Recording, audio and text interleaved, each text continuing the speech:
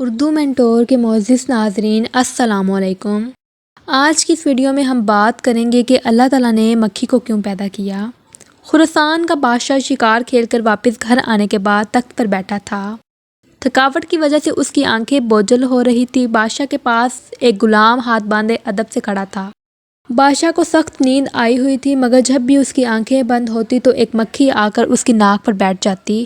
نیند اور بے خیالی کی وجہ سے بادشاہ مکھی کو مارنے کی کوشش کرتا، مگر اس کا ہاتھ اپنے ہی چہرے پر پڑتا تھا اور وہ بار بار جاگ جاتا تھا۔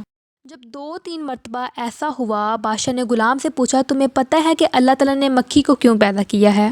اس کی حکمت میں کیا راز پوشیدہ ہے؟ غلام نے بادشاہ کا جب سوال سنا تو اس نے جواب دیا جو سنہرے حروف لکھنے کے قابل ہیں۔ غلام نے جواب دیا، بادشاہ سلامت، اللہ تعالیٰ نے مکھی کو اس لیے پیدا کیا ہے کہ بادشاہوں سلطنوں کو یہ احساس ہوتا رہے بعد ازاں ان کا زور ایک مکھی پر بھی نہیں چلتا۔ اللہ تعالیٰ زمینی بادشاہوں کو یہ پیغام دینا چاہتے ہیں، جو تم زمین پر بادشاہ بنے پھرتے ہو، تمہاری حیثیت ہی کیا ہے؟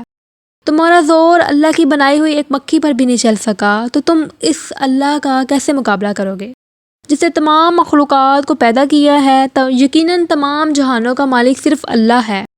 کہتے ہیں کہ بادشاہ کو غلام کی یہ بات اتنی پسند آئی کہ اسے غلامی سے آزاد کر کے اپنا مشیر مقرر کر لیا۔ ناظرین، یہ تو قصہ ہے، پر قرآن حکیم میں ارشاد باری تعالیٰ ہے کہ لوگوں ایک مثال دی جاتی ہے، غور سے سنو۔ جن معبودوں کو تم اللہ کو چھوڑ کر پکارتے ہو، وہ سب مل کر ایک مکھی بھی پیدا کرنا چاہیں تو نہیں کر سکتے، بلکہ اگر مکھی ان سے کوئی چیز چھین لی جائے تو وہ اسے چھڑا بھی نہیں سکتے۔ مدد چاہنے والے بھی کمزور اور جن سے مدد چاہی جاتی ہے وہ بھی کمزور۔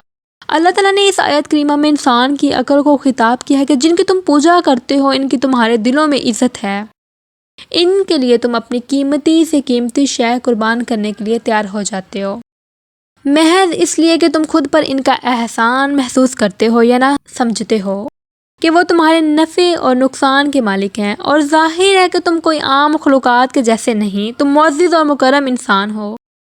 ساری مخلوق تمہاری خدمت کے لیے مسخر کی گئی ہے، تمہیں سب پر فضیلت حاصل ہے۔ تم جس کے سامنے اپنی پیشانی جھکاؤ گے، اس کی کم سے کم صفت یہ ہونی چاہیے کہ وہ تمہارے لیے ایسی چیز پیدا کر سکے جو تمہیں فائدہ پہنچانے والی ہو، یا ایسی چیز کو تم سے دور کر سکے جو تمہیں نقصان پہنچانے والے ہو۔